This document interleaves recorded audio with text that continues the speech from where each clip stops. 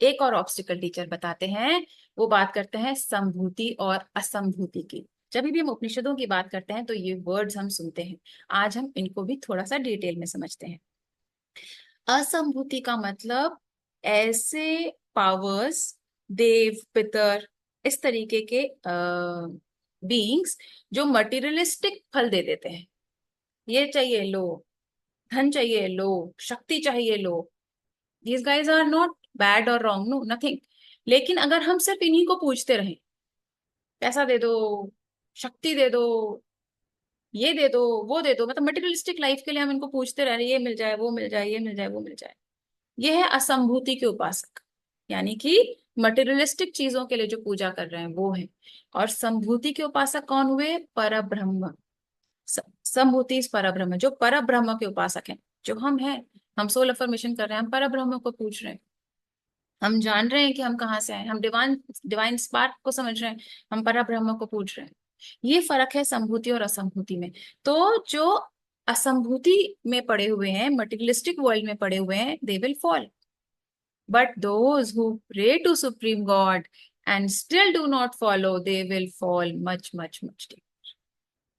यानी आप जान रहे हैं ईश्वर है, मटेरियलिस्टिक लाइफ जीना गलत नहीं है, और ये इच्छाएं करना भी गलत नहीं है, लेकिन सिर्फ ये इच्छाएं करते रहना गलत है।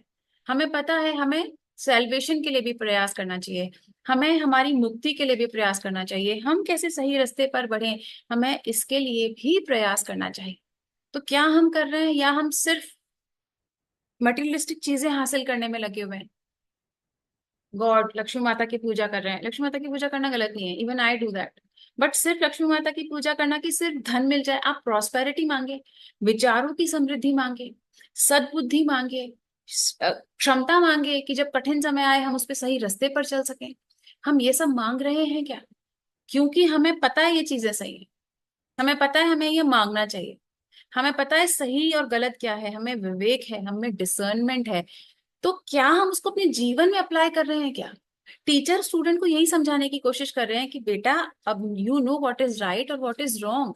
एक तो वो व्यक्ति है जिसे पता ही नहीं, जैसे बच्चा गलती करता है कोई गुस्सा नहीं करता, 2 साल का बच्चा कहता है बताओ मारू, कोई गुस्सा नहीं करता। लेकिन यही काम बड़ा व्यक्ति करे। छोटे बच्चे में विवेक नहीं है, समझ नहीं है, हमें पता है, पर एक बड़े व्यक्ति में है। तो बड़े व्यक्ति से अगर गलत काम होगा तो उसका रिजल्ट भी रॉन्ग होगा। जब आप में विवेक है, आप में डिसर्नमेंट है, आप में बुद्धि है, आप में नॉलेज है, क्या आप उसको जीवन में अप्लाई कर रहे हैं क्या? हम जो एक्शंस कर रहे हैं, हम जो प्रे कर रहे हैं, हम किसी से कुछ मांग रहे हैं, किसी को कुछ दे रहे हैं, उसके पीछे जो हमारी नॉलेज है, उसके पीछे जो हमारा भाव है, जो हमारा विचार है, वो कैसा है? क्या उसमें कहीं सद्बुद्धि का कोई लक्षण है? क्या उसमें कहीं परमात्मा की कोई छाप है, कोई पहचान है? क्या हमारी इच्छा सही है? क्या वो जो इच्छा है वो हमें ईश्वर के प्रति के तरफ ले जाने में हमारी मदद करेगी, या हमें ईश्वर से दूर ले जा रही है? ये सब नॉलेज हमारे पास है, लेकिन ये तब तक बेकार है जब तक हम इसको अपने जीवन में अप्लाई नहीं कर रहे। तो अब आप जब एक्शंस करें,